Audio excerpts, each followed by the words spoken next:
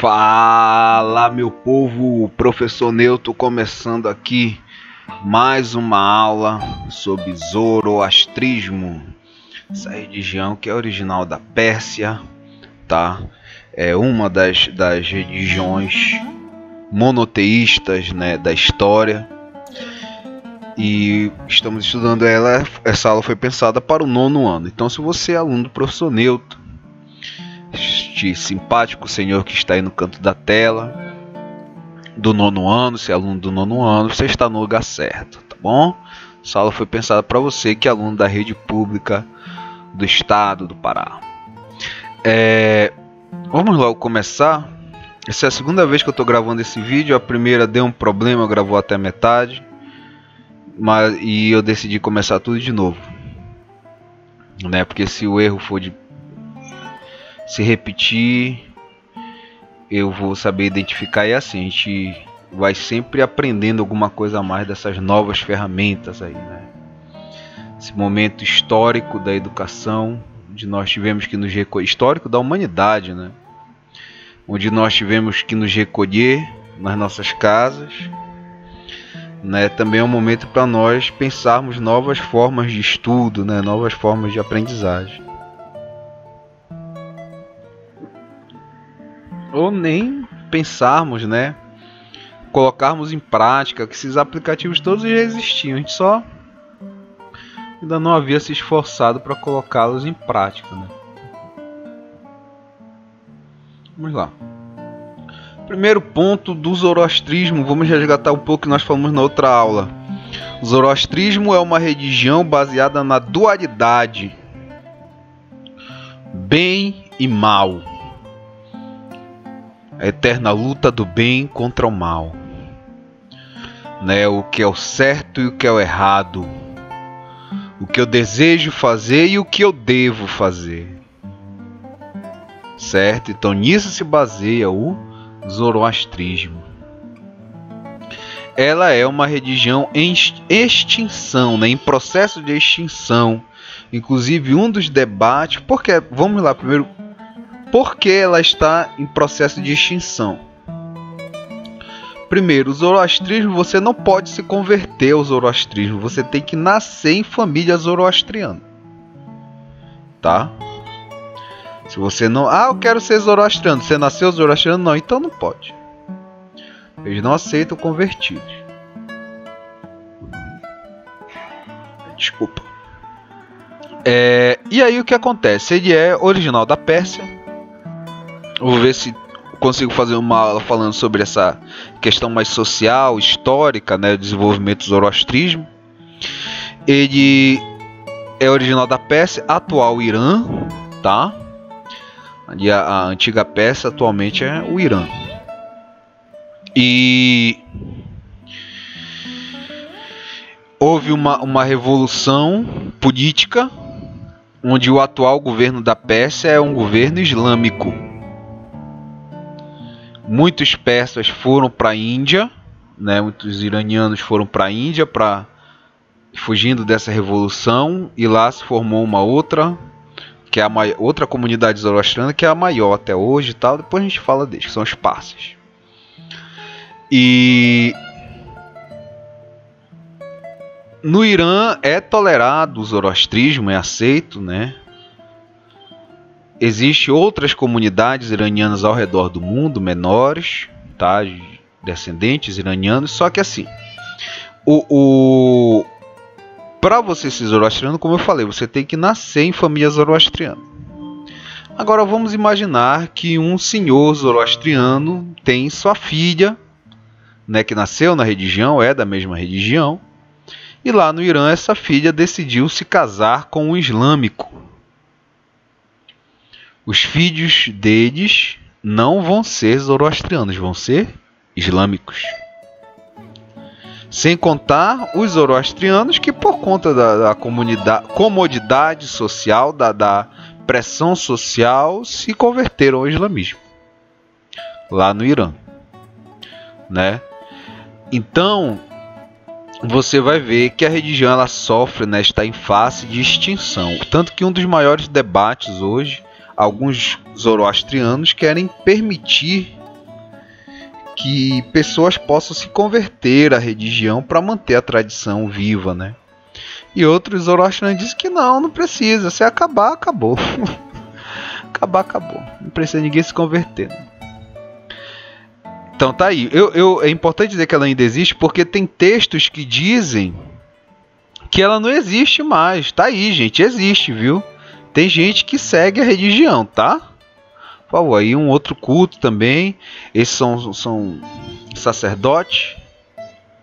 Eles usam esse paninho no rosto porque o principal, um dos símbolos mais presentes nos cultos zoroastrianos é o fogo. Símbolo zoroastriano, símbolo do zoroastrismo. Né? É o fogo, tanto que no Oriente Médio eles eram conhecidos como adoradores do fogo. E esse paninho é exatamente para proteger, né, da fumaça, da intoxicação, né, os sacerdotes. O zoroastrismo que vai influenciar o judaísmo, vai influenciar o cristianismo, né, com suas ideias, seus pensamentos. O judaísmo, vamos começar pelo judaísmo, né? Quando é que o zoroastrismo vai influenciar o judaísmo? Lá por 485, como diz a tradição, né? Algumas pesquisas dizem que foi um pouco depois. Nesse período, mais ou menos, Israel vai ser invadida pelos babilônicos. Babilônios, não sei como é que fala. Liderados pelo rei Nabucodonosor. Babilônicos, né? E muitos israelitas, hebreus, vão se espalhar pelo mundo.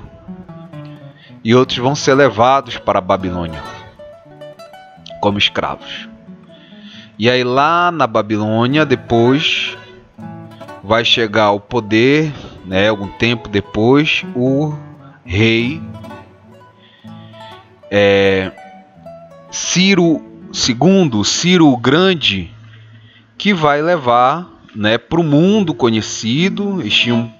Ele que inicia esse projeto de levar a cultura persa para o mundo, certo? Vai levar a religião zoroastriana junto com seu governo, certo? E aí o zoroastrismo vai levar algumas ideias novas para o judaísmo, tá? Existem todos os estudos sobre isso, a divisão entre bem e mal, a reforçar a ideia de um único Deus. Os judeus a partir desse período do exílio da Babilônia, passam a se chamar de judeus. Os judeus já tinham a ideia de um único Deus, mas ainda existia muitos deuses, né, que eram adorados ali no meio do povo, né, de tradições antigas, certo? E aí vai ser reforçada essa ideia de um único Deus, né? Existem vários estudos teológicos que mostram essa influência, mas eu vou falar sobre um. Uma vez um amigo perguntou para mim, falou de um texto bíblico, né, que é quando Deus chama Moisés para ir libertar seu povo. E aí Deus fala assim: Moisés, vai lá e fala com o faraó. E aí eu vou endurecer o coração do faraó quando você falar com ele.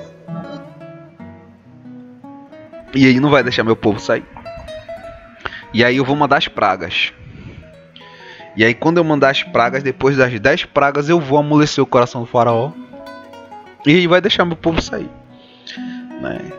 E aí o meu amigo perguntou, amigo de faculdade, né? Na época eu não soube responder, mas ele perguntou, Neto, por que o Deus endureceu o coração do faraó, depois amoleceu? Não era mais fácil ele ter amolecido de uma vez o coração do faraó e libertado o povo? Na época eu não soube responder, mas acontece que isso é um texto antigo do judaísmo, texto dos hebreus. E nessa época não se tinha essa divisão, essa ideia de bem e mal, força opositora.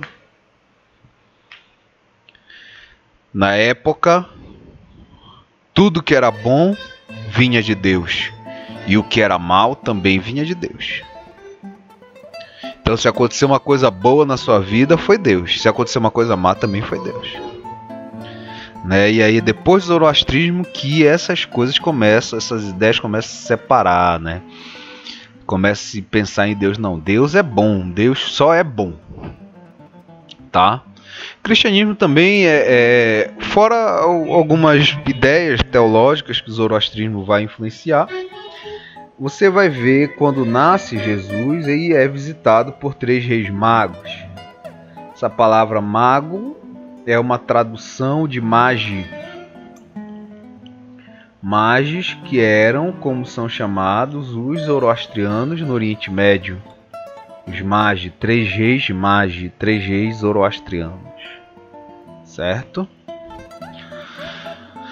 E o zoroastrismo também vai influenciar a filosofia grega lá pelo século IV a.C. Os gregos, alguns filósofos gregos, vão estudar com sacerdotes zoroastrianos, né? Entre eles Platão. E aí ele vai se aproximar dessa ideia, né?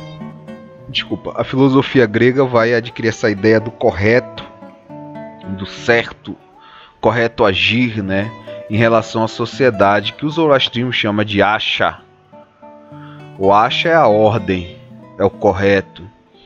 Eu já fui professor de filosofia, hoje estou só com o ensino religioso. E sempre falava para os meus alunos que alguns autores, alguns falam de o milagre grego, né? Por que a filosofia surgiu só na Grécia? Primeiro na Grécia. Não foi por milagre.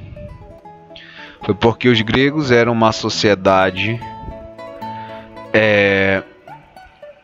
que tinha um comércio muito diversificado, tinham contato com o Egito, com a Índia, com os persas.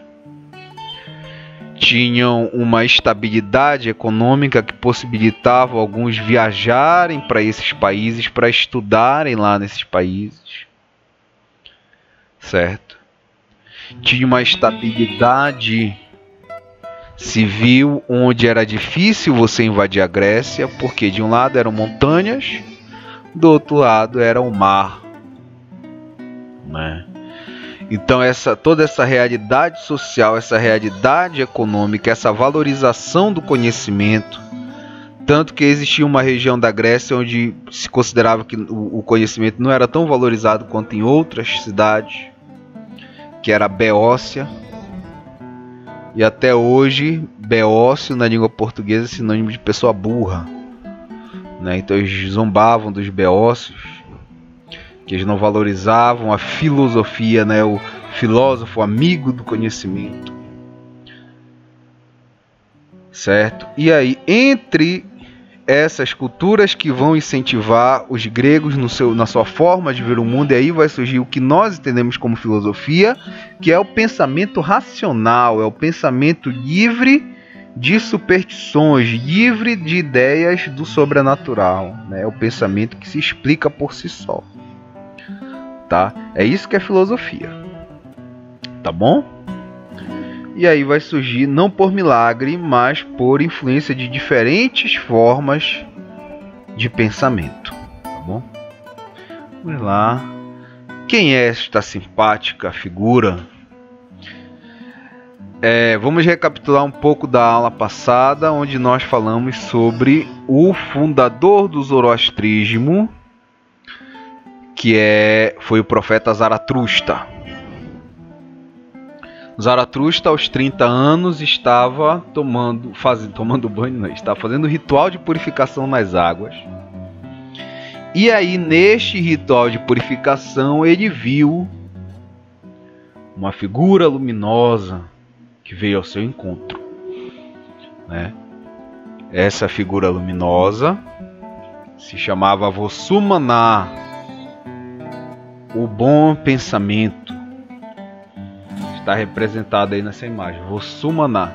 Vossumaná, que é um dos ameixes quenta, os imortais sagrados. Tá? Depois a gente fala um pouco. Não, vamos falar logo. Quem são os ameixas penta? Para o zoroastrismo existe apenas um Deus.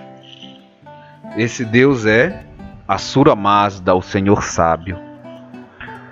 E esse Deus, ele tem manifestações, que são os ameixas penta, os imortais sagrados. Então os ameixas penta são características desse Deus, personalidade. Na verdade, os ameixas penta são relatados a primeira vez nos Gathas, que são os textos que foram escritos diretamente por Zaratustra. E a descrição deles é meio misteriosa e tudo mais. Com o desenvolver da religião, como nós vimos, quem vai começar a levar, expandir o zoroastrismo pelo mundo conhecido, o mundo oriental, foi Ciro o Grande. E ele vai dominar outros reinos, né, da Báctria, ali já era Báctria, né? Ele vai dominar a Báctria, o reino Medo, a Babilônia. E aí vai haver uma mistura dos deuses que haviam com esses ameixas penta. Tá? Então aí você tem essa ideia hoje de ameixas penta, Vossumaná, os bons pensamentos e também os animais. Tá? Os animais. Aí por isso que ele tá com esse cachorrinho aí. Para vocês verem, o bom pensamento te leva para junto de Deus. Né? A gente vai logo fazendo uma análise, né? É importante a gente fazer essas análises. Vossumaná levou Zaratustra para junto de Asura Mazda. Segundo ameixas penta, Ashavarista. Aí você já pode pensar, professor, esses nomes já estão, eu tenho que aprender, decorar. Não vamos tão longe, né? Nós estamos lidando com uma cultura diferente da nossa, né? Com nomes diferentes. E não precisa decorar, aprender. Você vai se familiarizando aos poucos, mas primeiro busque se familiarizar com os nomes principais: Zoroastrismo, Zaratustra, Asura Mazda e pronto. Né? Busque guardar os conceitos que vão te fazer lembrar da religião. Aqui Ashavarista, a verdade perfeita e o fogo. Por que o fogo? Para nós do Ocidente, o fogo é a destruição. No Oriente, o fogo é o que mostra a verdade. Você pega o ouro, a pedra de ouro cheia de metais menos preciosos, né? E para você tirar aquele ouro, o que é que você vai fazer? Você vai colocar no fogo. E aí o fogo vai tirar o ouro puro, né? Sem metais, sem aditivos metálicos. Essa é a visão que se tem do fogo, né? E outras mitologias vão ter o fogo, né? Principalmente essas do Oriente, como aquilo que torna puro, mostra a verdade. Então acha a verdade, a ordem. Depois nós vamos voltar a ver o que acha, né? O certo, verdade perfeita. Verdade sem mentira, o fogo. Aí você vê ele está segurando uma balança, simbolizando a ordem, o equilíbrio, tá? Que é a ideia de acha. Espenta Ameraite, devoção perfeita à terra, né? Aí você vê que já é uma figura feminina. A terra e a água nas religiões do mundo, né, nas religiões da história, normalmente vão ser associados a mulheres. Quando você tem uma religião politeísta com vários deuses, normalmente vai ser uma deusa da água, né? Uma deusa da terra.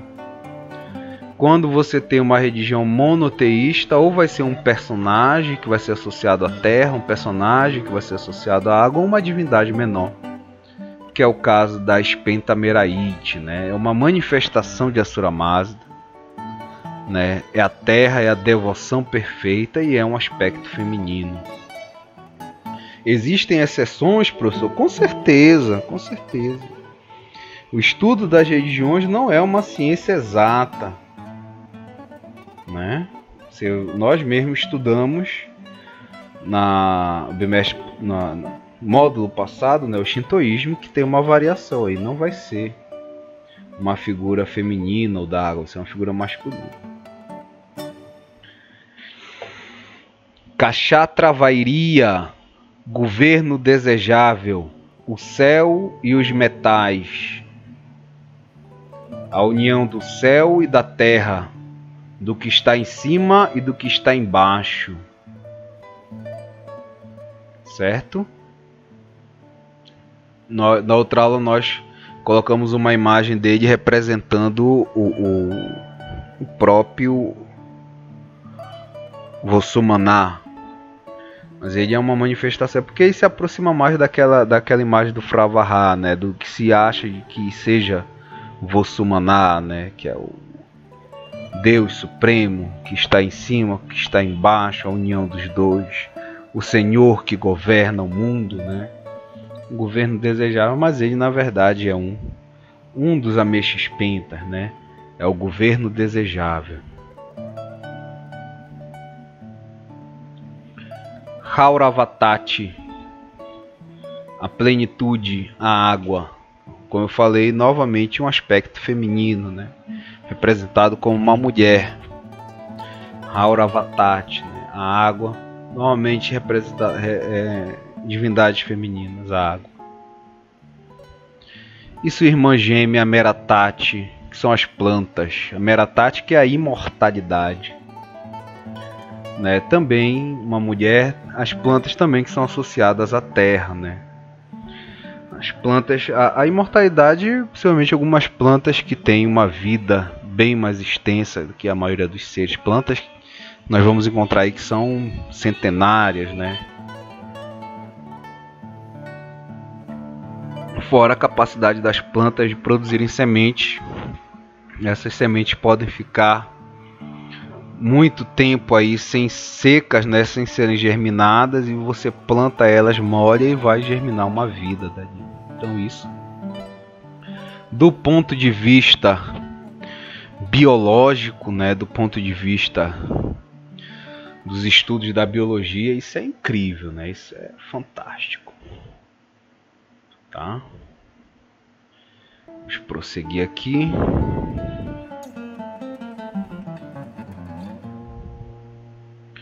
Spenta Mainil. Esse que seria, são 6 ameixes penta, esse seria o 7º ameixe penta, né? Seria ou não seria o ameixe penta? Alguns autores colocam que é meio difícil dizer se é ameixe penta ou se é o espírito de Asura Mazda, né? Na verdade é mais colocado como o espírito de Asura Mazda. Então fica meio difícil dizer onde a relação dele com Asura Mazda e os ameixes penta. É através de Spenta Mainil que Asura Mazda luta contra o mal, luta contra Ahriman, a força maligna, né? A força do mal que nós vimos na última aula, tá? Então esse é o espírito de Asura Mazda.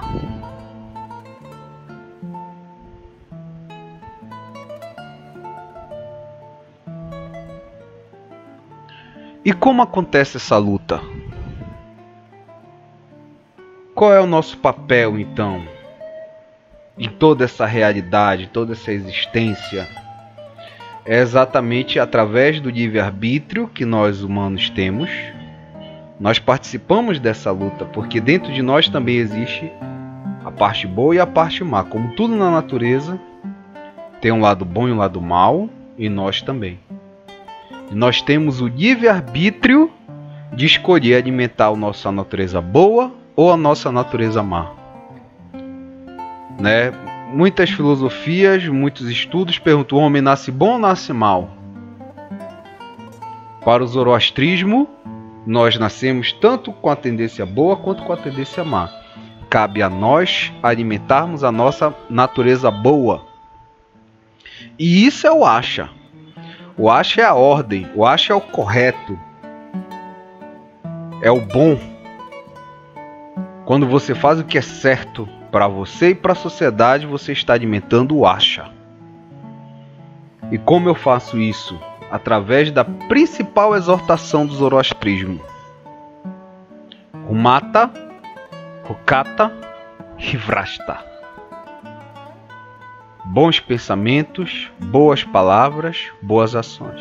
Você copia essas palavras aí, joga no YouTube, joga no Google, você vai ver associado com o zoroastrismo, porque é a principal exortação do zoroastrismo. Rumata, Hokata, Hivrasta. Então eu tenho que ter bons pensamentos, boas palavras e boas ações. E através disso eu serei julgado. Quando eu morrer, eu serei julgado pelas minhas palavras, meus pensamentos primeiro, depois pelas minhas palavras, depois pelas minhas ações, tá? O contrário de Asha é o Druji. Druji é a destruição, a desordem, o mal. Então, quando eu não alimento o Asha, eu estou dando espaço ao Druji. Vamos ver aqui agora, para finalizar nossa aula, um mito zoroastriano do surgimento do mundo. O zoroastrismo diz que quando Asura Mazda quis criar um mundo perfeito, ele criou os Ameshspenta e um mundo espiritual invisível, que incluía um ser perfeito. O propósito espiritual desse mundo era derrotar Ahriman, que tenta atacá-lo de qualquer maneira. Asura Mazda derrota Ahriman recitando a oração mais sagrada do zoroastrismo, a Asunavar, que o lança de volta à escuridão. Então, qual é a principal oração do zoroastrismo? Ela se chama Asunavar. Tá? Esse Asu, tanto de Asura Mazda como Asunavar, esse não tem um S, aí escreve com H, viu? Asura Mazda, então, dá a forma material ao seu mundo espiritual, cria um animal primitivo, que é um touro, e transforma seu ser espiritual perfeito num ser humano, conhecido como Gaiomarte. Pouco tempo depois, contudo, Ahriman se recupera e contra-ataca, cortando o céu como um raio de fogo e trazendo fome, doenças, dor, luxúria e morte para o mundo. Ele também cria demônios próprios. Gaiomarte e o touro acabam morrendo, mas o sêmen deles derrama-se no chão durante sua morte e é fertilizado pelo sol. Asura Mazda envia chuva e da semente de Gaiomarte nascem a mãe e o pai da humanidade, Machia e Machioi. Da semente do touro nascem todos os animais do planeta. Então esse é o mito zoroastriano de como surgiu o mundo, né? Então os dois primeiros, homem e mulher, foi Machia e Machioi, que surgiram da semente de Gaiomarte, né, que fecundou a Terra. Certo? Dava para fazer mil análises em cima desse texto, né? Se a gente for fazer um estudo de religiões comparadas, é um mito que vai bem de acordo com o que a gente pesquisa sobre mitos das religiões antigas, mas aqui é uma aula do ensino fundamental, né? Apesar de ser um assunto que muitos olham assim, poxa, Newton, tais aulas são difíceis, tem que ser difícil, né? A gente tem que ver o melhor para os nossos alunos, preparar aí futuros cidadãos cultos, né? Letrados. Então, mas não precisa ser tão difícil. Afinal de contas, ninguém é obrigado a gostar do estudo das religiões, né? Esses estudos mais aprofundados deixa o professor Newton, os professores de ensino religioso. Mas é bem interessante esse mito da criação, é bem paralelo com vários outros mitos, várias outras sociedades. E vamos nos despedindo aqui com a imagem dele de Xerxes, que foi um descendente de Ciro Grande, né? Primeiro que buscou levar a cultura persa, a religião zoroastriana para o mundo, né? Essa ideia de Asha. Ciro Grande, que vai ser considerado o primeiro humanista da história, né? O primeiro governador humanista que falava sobre direitos humanos, sobre o que é correto. Tudo isso influencia o zoroastrismo. Xerxes também ele tentou invadir a Grécia. Como eu falei, os gregos tinham toda uma vantagem da natureza e também exércitos bem treinados. E aí vai ter um episódio que vai dar origem ao filme 300, né? Primeiro vai ter um HQ 300, esse HQ vai ser a base para se fazer o filme 300, né? Onde se fala que 300 guerreiros de Esparta defenderam a Grécia da invasão dos persas. Isso que eram os persas, o número era muito persa, gente.